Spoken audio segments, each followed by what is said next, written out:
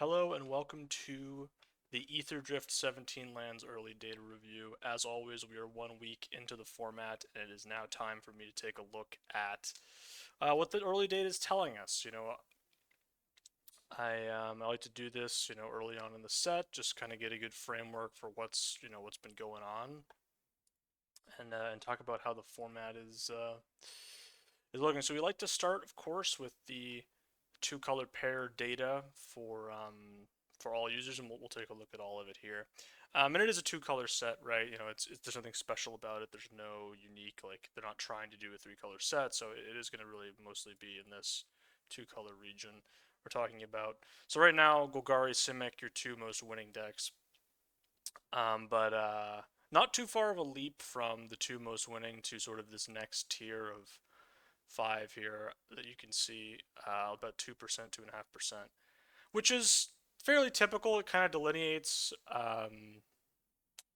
your best couple of decks, and your next tier is usually around just 2%. Sometimes it's more smooth than this. This is a little bit more of a sharp delineation than we maybe usually have.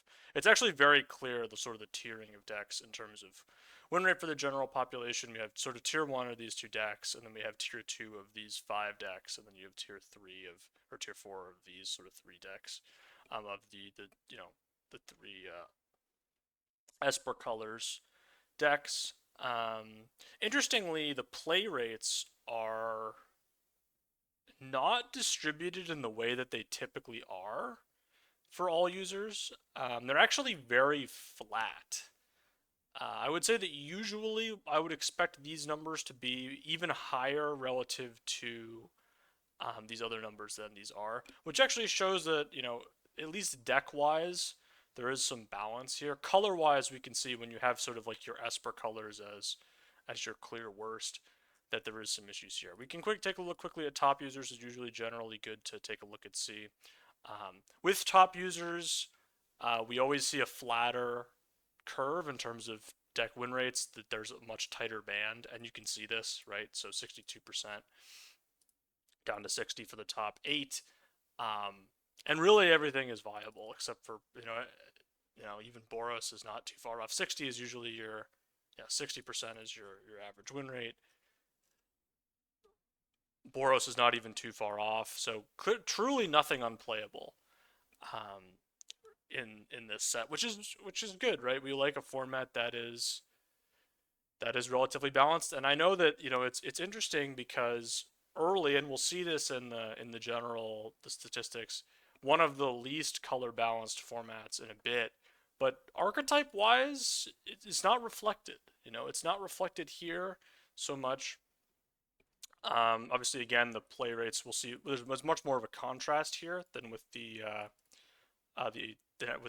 total data because again, top players, you know, are winning more at a more consistent rate for all the decks, and so therefore we see that it just is. It's kind of you know these are the numbers that kind of matter more in terms of determining whether a deck is good or not. Right? Is how often you end up there, as opposed to these numbers, because the win rate numbers again they're pretty flat. They really can win with anything in this format. Nothing is completely unplayable. I would say this Boros number probably needs to be a little lower. Like people are probably still overdrafting Boros, and Azorius I think is in the same boat. Um, because they're drafted at like Selesny I think is underdrafted, and you can see that it has the highest win rate with such a low. Like Selesny and Orzhov are currently underdrafted. I think is sort of like what I'm seeing from this here is that they are highest win rate decks, low draft rates. Probably need to be drafted a little bit more. These are probably drafted somewhere in the appropriate range. Although is it I yeah is it's always a strange one. Um, but yeah, actually the deck data suggests balance in the format. Now the individual card data will not suggest this, and we will get into that. Oh, that's not what I wanted to do right now. So I like to start with the commons, and we can see that as of right now, it's all green black in the top 10. Like, look at this: green, green, green, black, black, black, black, green, black, green, green. So this begs the question: how is the archetype data so flat if your game and hand win rate common data looks like this? Well, what it means is that there's cards and other rarities that compensate for that. And usually we just go right into the commons, but we're now going to switch to the uncommons because it kind of highlights this point. Black, green, white, green, blue, black, blue, green, blue, blue, white, blue, black, red, green, white, black, blue. So blue sort of showing up in the uncommons. And uncommons in the play booster era are considerably more relevant than they used to be in terms of dictating color strength. It used to be that you could basically look at the top commons and be like, that's it. That's what matters. And now, and like the uncommons mattered in terms of influencing the overall like strength of a color, but they didn't matter nearly as much as they currently do. And because blue's presence is so strong here in the top uncommon data, and there's some green in here, but the green stuff is mostly signposts. We have the mammoth, of course, is your best monocolored green uncommon. And the green starts trickling in down here. So green is still showing up. Black notably absent for the most part. Black really suffers at uncommon. It is suffering considerably, and white is here. Interestingly, I've heard a lot of sentiment about red being better than white. I personally haven't found that to be the case. I Riot's End here in your commons, and you have your links at uncommon, um, and also we have the evolved assistant or whatever. Where's the links? Where's my links? It should be up here. Where is it? Here it is. There are reasons to get into white and red. I don't know.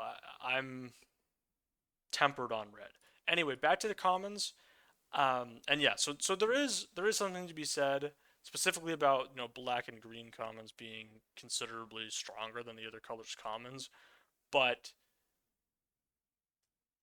at the end of the day, you you still kind of don't necessarily want to be getting into a color for its commons because we can see that the win rates aren't. It's not. There are some formats where you'll have a couple of 60% game in handers for commons, and and that's not the case here. And obviously, the opening hands, stuff as well. And let's take a look at let's go color by color a little bit. So we will talk about white commons.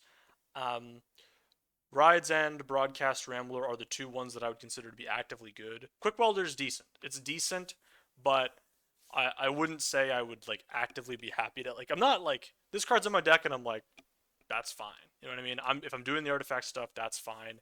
I don't think it's bad. I don't think it's superb, but it can help, and it's not an unplayable, right?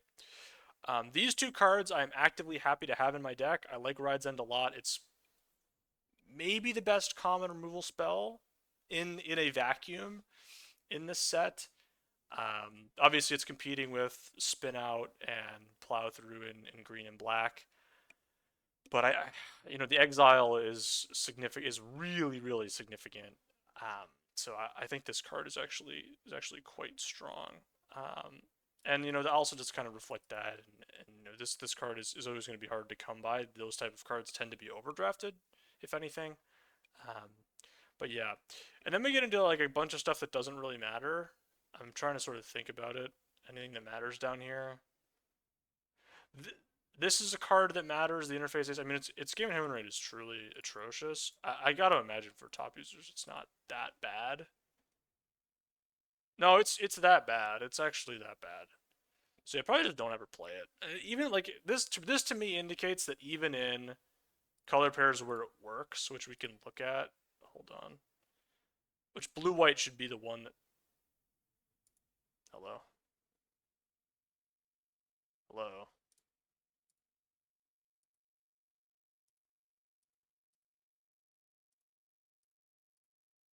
How did I? Okay, well I managed to mess that up. Hold on. Hold on. Hold on. I don't know what I did, but somehow I broke it. Even in blue white, the actually where is it? Yeah, here it is. 51-1 in blue white. It's just not a playable card. So Don't get it twisted. This card is bad. Be advised. Do not be getting it twisted. There are no decks for it. Top users can't do it. Blue white doesn't fix it. It doesn't. This doesn't work. So all that is a caveat. Um, and I mean, a lot of these are kind of like this card I've seen do things. Like I've been like this card when it beats you, it really beats you. But when it does nothing, like God, it sure does nothing. This card may get better as the format goes on and people are playing fewer lightning strikes. Like lightning strike is kind of down, which we'll see in a minute. And this card is probably suffering from lightning strike. But if lightning strike gets played less, it could continue to improve. On to blue. Blue's commons somewhat unimpressive. We have Flood the Engine, Spectral Interference, and Keen Buccaneer sort of as your. I mean, I guess we've like a sort of. It does kind of flatten out here. Flood the Engine the best, and it's another removal spell, not a surprise. Removal is actually really hard to come by in this format, I've found personally. It is a format where you need removal because green is your best color at common, and green's got a lot of big guys that just need to be dealt with. So this really helps you with that. And there's really not any enchantment interaction in the whole set. There's basically no sacrifice in black. So it just doesn't really get punished that much. Special interference does actually counter most things in the format. It's fine.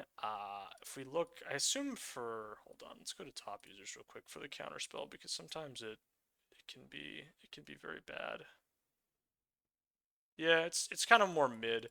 Interestingly, bounce off becomes your top common for top users. Bounce off is good. Bounce off is a good card. I need to play a little more of it, but yeah, it's um,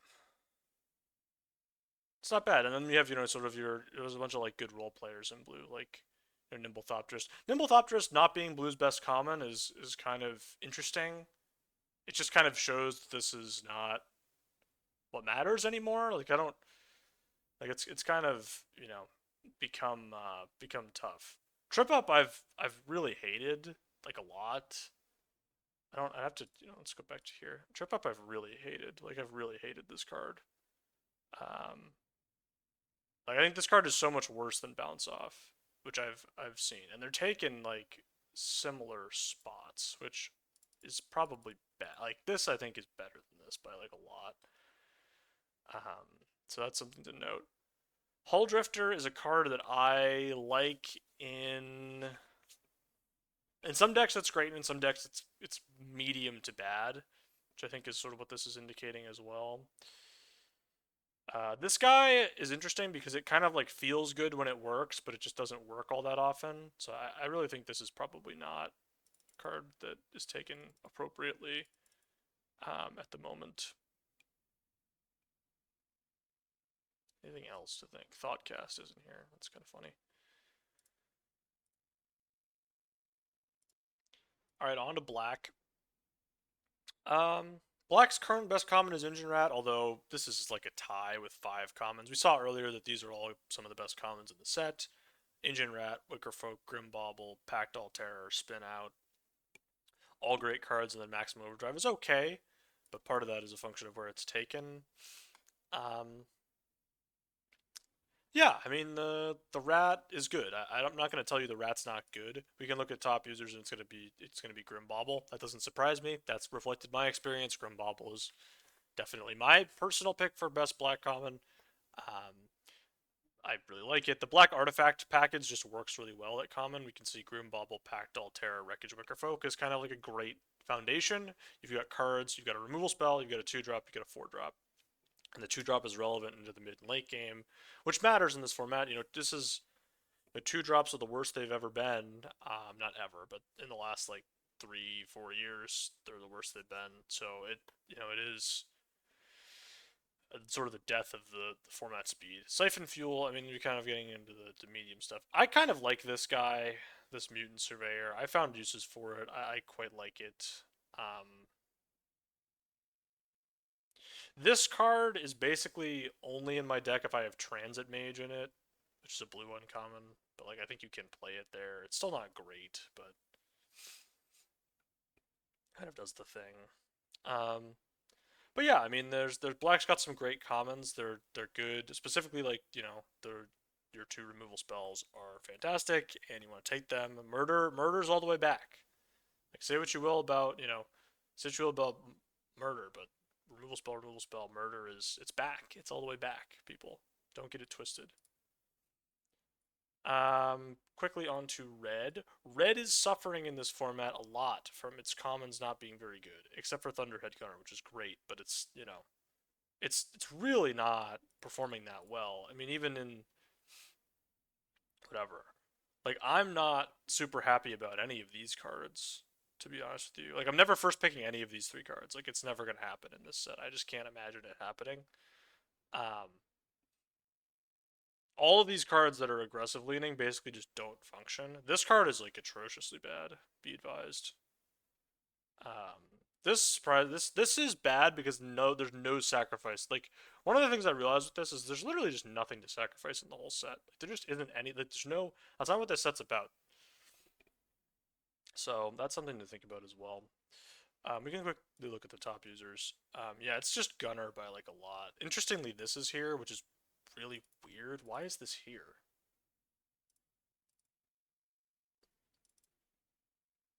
That is strange. That I was not expecting to see. Why on earth would this be here? Hmm.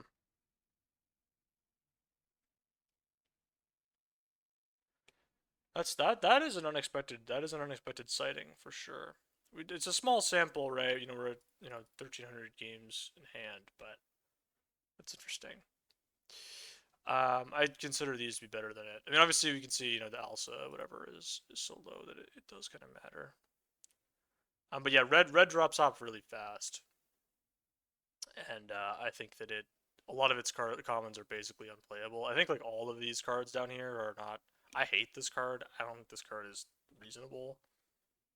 I don't really ever want to play it. It just lines up so bad into any of Green's like 3 and 4 drops. It's just like, well, I guess they played a 4/4. I lose. You know what I mean? This thing is not where you want to be. Um, to Green then, and Green, your best color at common, has a deep roster of things to do. Um, Scurryfoot, I think, is pretty clearly the best. It's just the best over the course of a game. It's the best in your opener. It's a 1 drop, so I would be taking it as the best green common. I would probably take Hazard of the Dunes over Ketradon #1. I don't know. I don't really think it's super relevant. They're equally good. I would probably take Runover over both of them. I don't know. You need interaction pretty bad. These are somewhat interchangeable to a certain extent. Um, then there's sort of like your card advantage cards in green at common, the Mole and the Vanguard. Both of them have a role. Uh, Vanguard, interestingly, is like not better when you draw it, despite it ostensibly being a card that is good into the late game. Kind of weird. I don't know. Interesting. Um, Bestow Greatness not being completely unplayable. Something to think about. But all of Green's commons are somewhat decent. All the way down to like here. All the way down to Broken Wings. I think the first copy of Broken Wings is not bad. It's pretty good. Um, this is strange. So this is here because similar to the last thing, it's just such a low number of games in hand. But this, I mean, it's interesting. That's interesting thing to think about. We got the Dunes. We have Runover. I actually this is the order that I was just talking about. Although these are tied, so let's not get it twisted here. It's very similar order wise. Silken Strength is here, although nobody's actually playing it. Legak is here. Broken Wings is here. Omnivore a lot worse for top players, which makes sense. Because it is a vanilla creature. Vanilla creatures tend to be worse the better you are at the game because they don't do anything. Like there's no synergy. They're just stats. So it makes sense that this would get worse. I didn't think it'd get this much worse, but it did. It basically didn't move. Like its win rate is 58.6.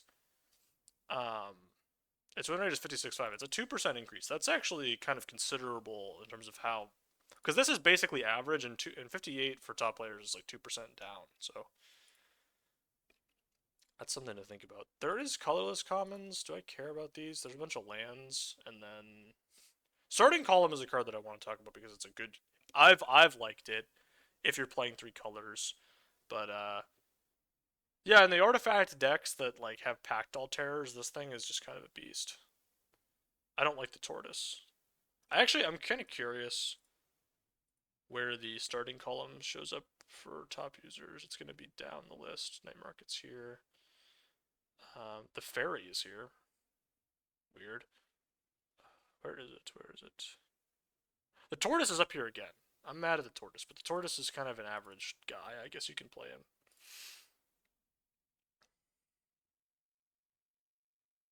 I'm actually just blind. I'm actually unable to see. Anybody else?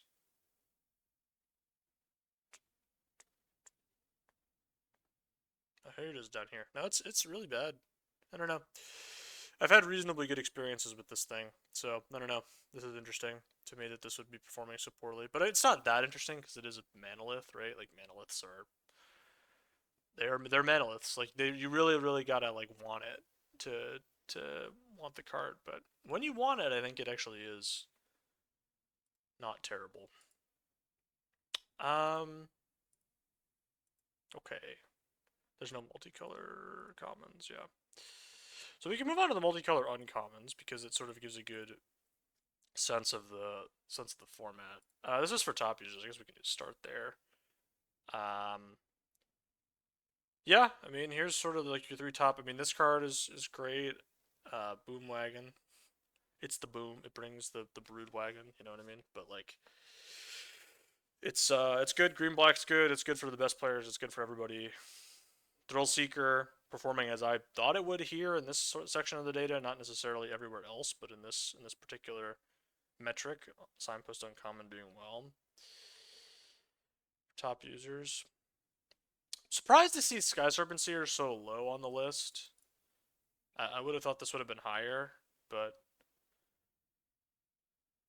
yeah, that's strange to me. Hellride is here. This card is like bad for everybody else, but is actually above average for top users. Interesting. The Boom Scholar, we got like all of the signposts are actually quite decent. The Sky Cycle's bad.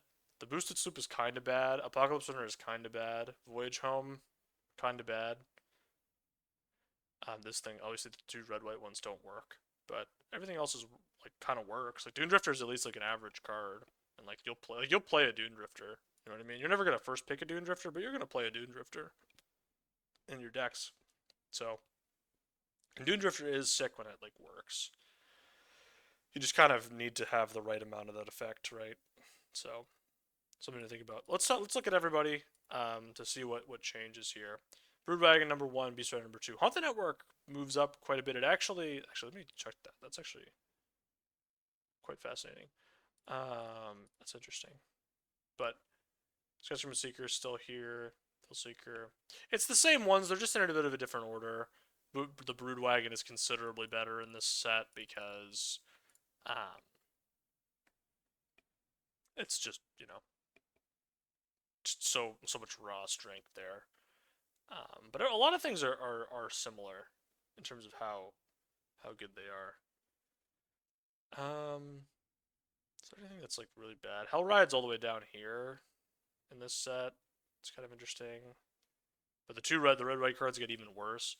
This card got actually, you know what I mean, moving up ahead of like Dune Drifter and stuff for top players. Kind of interesting. Um, yeah, all right. So uncommons. Anything I want to talk about? I do in a second. Yes. Let's look at white. The Lynx, obviously, Gallant Strike, very good. The Chariot is kind of fine. Sundial's good. Sundial's a good card. It doesn't really like fit anywhere super well, but it's good. Um, like all of white's like these cards, all of them are like I like when I see them, I'm like ooh strong. Not this one maybe, but like the other ones, I'm like they look good, and their win rates are just not that good. And then we look at top users, and it's kind of like okay, so Lynx, Pride of the Road is up here. There's just not enough data for the uncommons really to make any conclusions about these. This is too small. All right, we will not be looking at that anymore then for the uncommons. Um, but yeah, white's got some good uncommons. The armory is just not reasonable.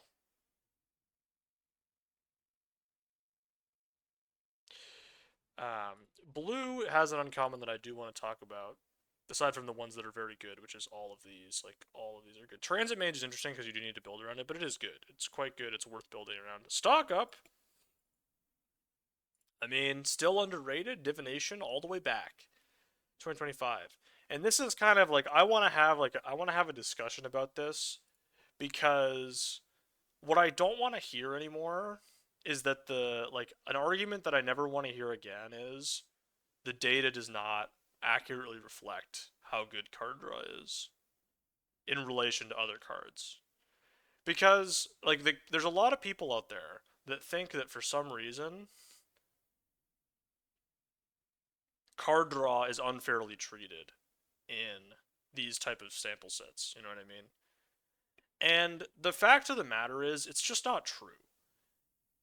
Card draw has like raw card draw has been bad for a long time and in a lot of formats. And in this format it's not bad. And we see that it's not bad and we experience that and then the data reflects this with stock up. It also reflects it with Ether Siphon, a card that I thought would, in most formats I think would be unplayable. But in this format it's good. It's an actively good card in your deck. We can see that it is contributing positively to your win rate. Is it bad in your opener? Yes, but it is clearly, I think, like this clearly is worth having in your deck. If you look at the top users, which I said I wasn't going to do, but I will look at it. Um, oh wow, it's actually really bad for top users. That's fascinating. That's actually really interesting. I didn't think about that. Small sample size. That's wow. Okay, never mind. Never mind what I said. It's card draw's bad. Don't play it. No, but the argument that cards that are raw in raw card draw can not perform on 17 lands is not true. And whenever somebody says, "Oh, this card is not performing well because it's a card draw spell," those people are kind of outing themselves as not really understanding what's going on here. So, just something to point out, something that, frustrates me when it comes to hearing discourse about these numbers and what they mean. Um, Stock Up's a good card, and we can see this, and we can observe it. So that's something to think about. Blues uncommons are strong, and there are ways to build around them. The affinity for artifact stuff is kind of okay. But yeah. All right, on to black. See if there's anything interesting here. Back on track, momentum breaker. Black's uncommons. And we talked about this a little earlier. Black is kind of suffering at uncommon. It's not getting the uncommons that some of the other colors are getting in terms of just raw strength, and this is causing it problems. Um, so yeah, something to note. I mean, these are still getting taken so high, man. It's just so high to take. And it's a strong card when it works. It's just like the speed stuff. The speed stuff in general, and this I guess is a kind of a good place to talk about it. There are people that advocate for the speed stuff. There are people that advocate against the speed stuff. I have yet to make any speed stuff work at all. The thing about max speed is you really have to be all in on it. And when I made like my set review and did predictions for this format and whatever, I sort of talked about I was like, oh man, speed's going to be the defining characteristic of this format.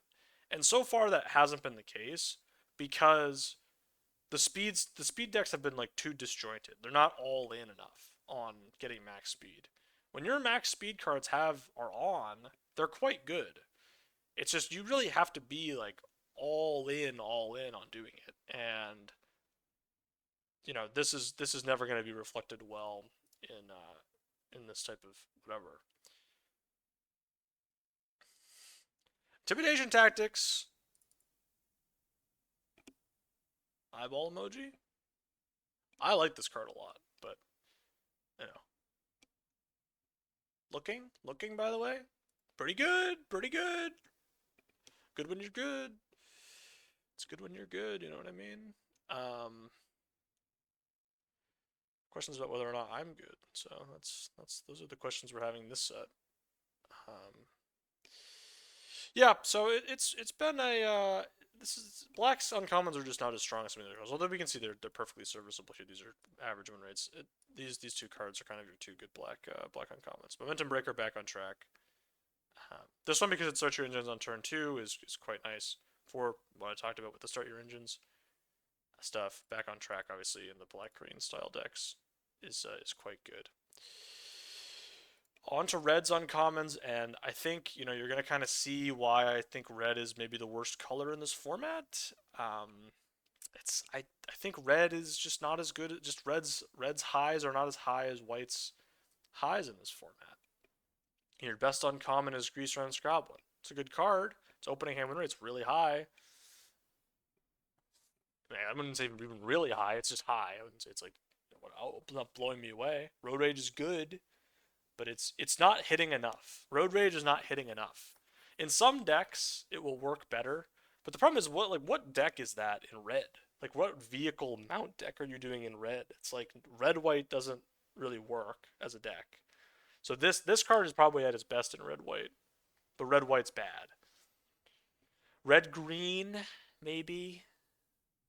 It's definitely not red black. Blue red doesn't really have great vehicles, so it's tough. The Mako is here. Um, this card is bad. All of red's removal just kind of like sucks. Like this card is supposed to be great. It's a deal 5 for 3 that like has additional effects. That should be really good, but because of how poorly it's performing, it's making me think that like red is just undraftable. Um, but I mean, here it is performing a little bit better. Still not great in the opener. Oh my god, it's just like an average card. It's just average. The Mako is great when it works. Whatever. I hate the Mako because it makes me think about the game, which I don't like doing. Never I hate thinking. So yeah, I don't know why I'm looking at top player data for uncommon. Stop doing it, but I want to do it because it's interesting to me. Push the limit, by the way. This is like kind of crazy how bad this is, to be honest with you, because like it just kind of shows how all the vehicle stuff just doesn't. The vehicles that are like do nothing but be a vehicle just don't work. So, um, yeah. Green's uncommons, not as impressive as its common slate, but still some pretty good ones, right? Your Autarch Mammoth, your Greenbelt Guardian, Moltender's fine. Treasure's Insight's good. Fangdruid Summoner, a little bit of a build around, but good. Tarian, these two kind of go together. Earth Rumbler's good. Um, it's doing better than Fangguardian. Fangguardian has kind of fallen off for me a bit. I don't know. Something to think about. I don't know why I'm doing this. Although there's actually enough sample for green, probably. There is a bit of enough sample. It's all basically the same. It's really not a whole lot of movement. I need more movement from the crowd. Defend the Rider is bad, by the way. Like, it's not a good card. Which is kind of surprising. Like, this is a card that I thought was like a slam dunk good card. There's been a lot of surprises in this set. Um, from a card evaluation pre-format standpoint, where I just have been like, there was 0% chance that this card's good, and it's like, nope, they're actually just great, or like there was no way this card's bad. And it's like, nope, Defend the Rider is just kind of not that great. Like I don't think you should take this very highly at all. It's being taken over several of these uncommons, and yeah, don't do that. Um, it's definitely worse than Dredger's Insight. So if you're taking it over Dredger's Insight, take Dredger's Insight. I know Dredger's Insight looks like it's a black-green card. I personally don't think that it needs to be. Um, and yeah, I would take Greenbelt Guardian over Autarch Mammoth, I think. I mean, it is just a 2-drop that's actually good, and there aren't that many of them, so there's a premium there. Back to everybody, we're going to look at the rares and the mythics. So, Subsunin is the best card in the set. As has happened to me many times, I have had this card once in my deck, and I think I lost more games that I drew it than I won with it, which has happened to me with these type of cards before. So personal failing, I suppose, and then it's Mu Yanling, and then Sky Sovereign. I had the very distinct pleasure of playing against somebody in the O2 bracket recently. Let's you know what, let's go on a little Sky Sovereign field trip. Let's go on a field trip to the event history. As you can see, very interesting. Lots of trophies, lots of O3s. Very strange format for me. Don't really know what's going on with it. Um, I think it was this deck. Hold on. Yeah. Also, lol W. Um.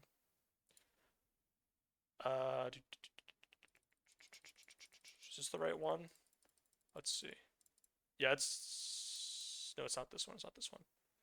It's not this one. There's too many O3s. Too many O3s. No, it was this one. Yeah, yeah, it was this one. Also, by the way, lol W. Look at this, lol W. 3 on the draw. Okay, wait, hold on.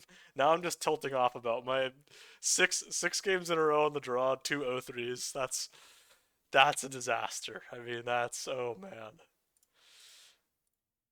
You have control over the world that you live in. That's true. This is a fun one though. Look at this. Here we are. So we're playing a normal game. Look at this. I got a cool 1-1 in play. 2 of these in the O2 bracket. We're O2 at the time. 2 Embalmed Assistants.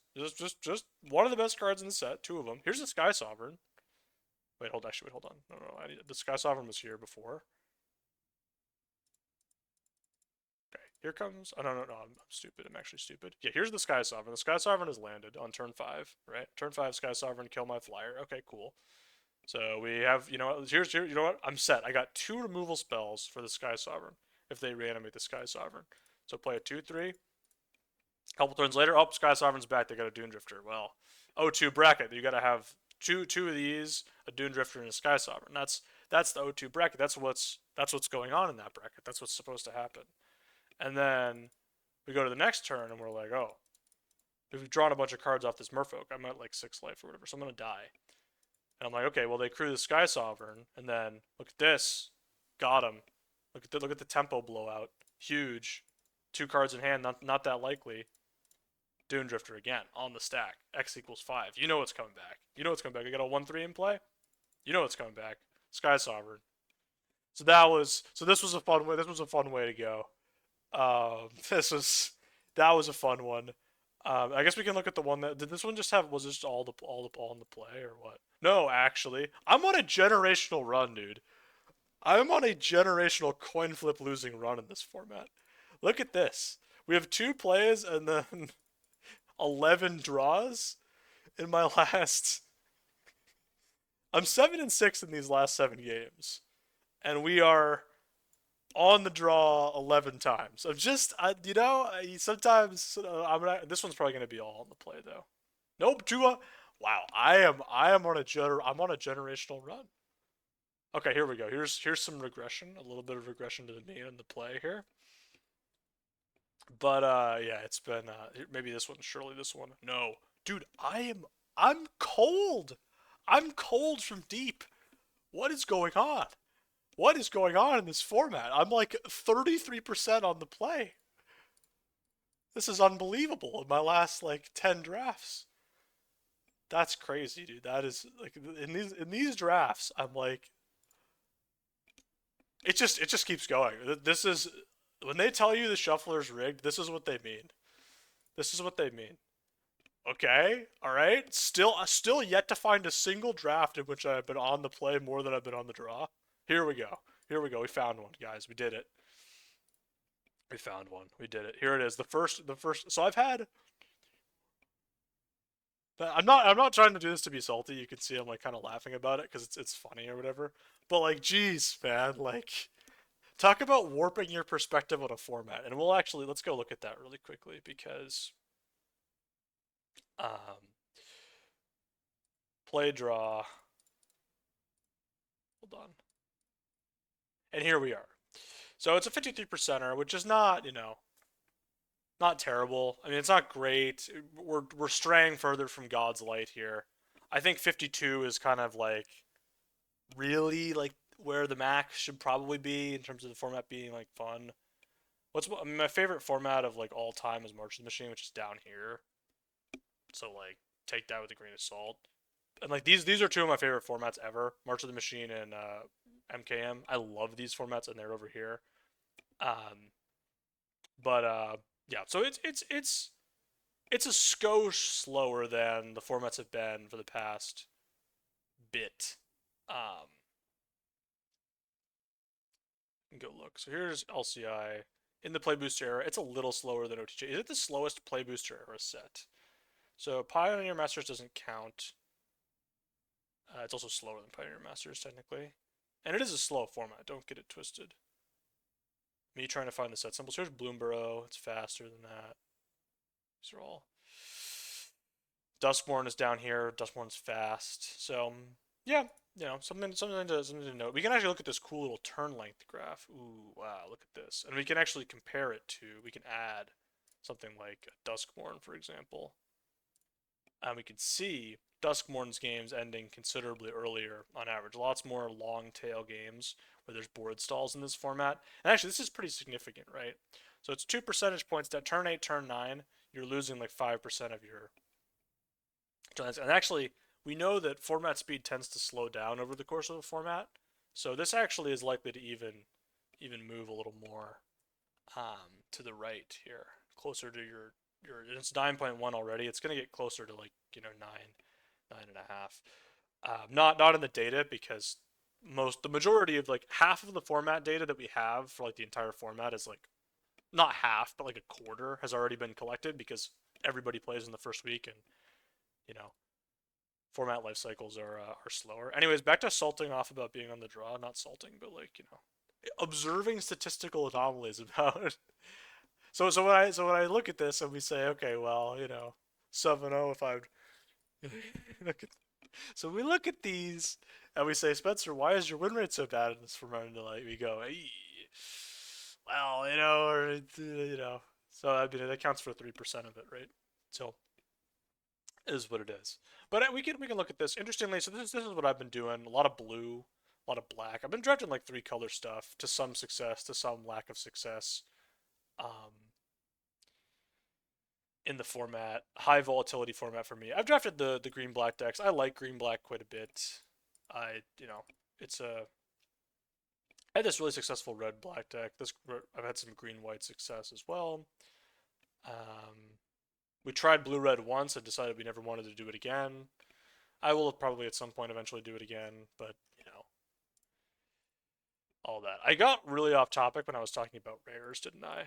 I didn't really care about the rares. I mean, I was talking. We got on the Sky Sovereign expedition there, but there's a lot of good rares in this set. Nothing like super abnormal.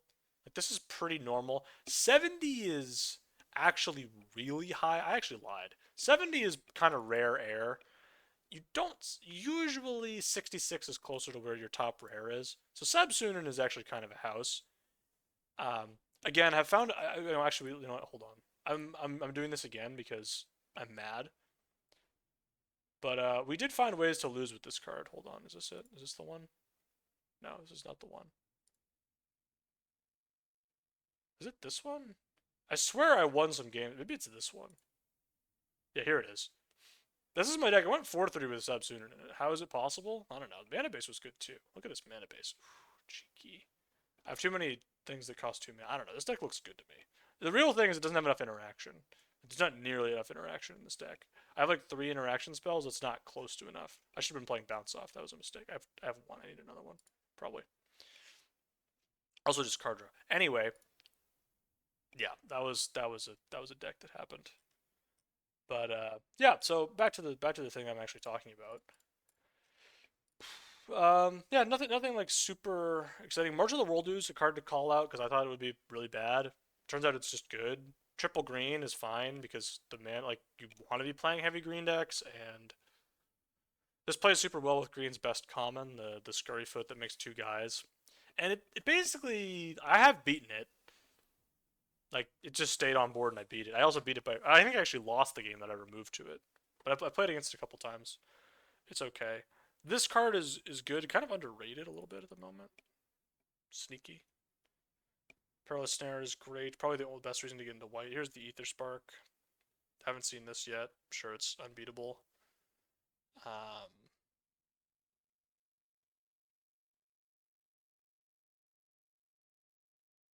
Anything interesting? Ooh, River Turn Monument. I just had a very fun River Turn Monument. That trophy we just displayed was a River Turn Monument deck.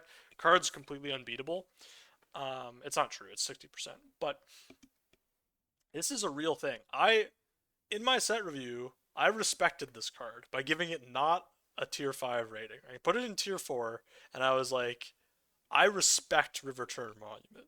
Now, tier 4 is not a good grade. It is not reflective of its current status. But I said, you know what? I respect you, River Turn Monument. And my respect, and I respect, and I got more respect. Now I got more respect. Okay, this card is actually a house. This thing just wins the game. You put this in play and your opponent can't remove it, it's probably going to be game over. So keep that in mind. Games go long, that thing just draws a bunch of cards. The Gear Hulks, these things actually are kind of overperforming my expectations stats wise. Because, like, their mana cost is tough. It's tough. But all the Gear Hulks are actually doing quite well. This one I expected to do well, because it's the best one, obviously. This one I expected to do okay, but not this well. Although it does just kind of, it's basically, the Vigilance is actually kind of big on this. Like, sneaky. Also, it looks like it costs more than it does. It only costs 6 mana. This looks like it costs, like, I don't know, 10 mana. I see it. Look at all these numbers on this card. I'm like, oh, it must be expensive. It's not that expensive. So that's something to keep in mind about this card. It looks like it should be so expensive and unplayable, but actually it's not. So that's something to keep in mind as well. Debris Beetle. You know what? Debris Beetle is another casualty of me. Like having like one of my coldest takes of all time is like, oh, I don't think Green Black's gonna be that good in this set, so I'm gonna downgrade Debris Beetle from being one of my tier 1 cards to a tier 2 card. That was wrong. Green Black's just busted. So Debris Beetle, reflectively, is here instead of being down here with like the red white rares. Achik. I think Achik is one of the most overrated cards in the set at the moment. It's fine, but like, look at these. These are not like, for the best color pair in the set, these are not good stats. They're fine, but they're not good. So Achik is one of the more overrated cards in the set in terms of how much people are hyping it up.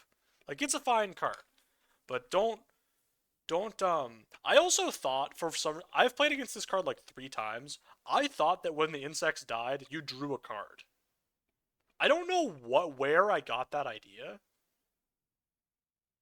but it doesn't do that. So it just gets bigger. So I've been playing against it wrong for like, I don't know, a week. That was fun. I like recently figured this out. I was like, what? They don't draw you a card. So yeah, this card is not. It's not what people are making it out to be. Okay. I'm just gonna say that. I'm just gonna say that. Gonti, another surprise. Pretty good. Pretty good. Turns out format's slow. Your 4 mana 2, your double pipped 3/4 for 4 is kind of good. It does stuff. You do have to kill it, and that's a thing to think about. Somehow doing better than the Speed Demon, which is kind of crazy. But this actually, the fact that this is not a May, pretty bad actually. Kind of kills you.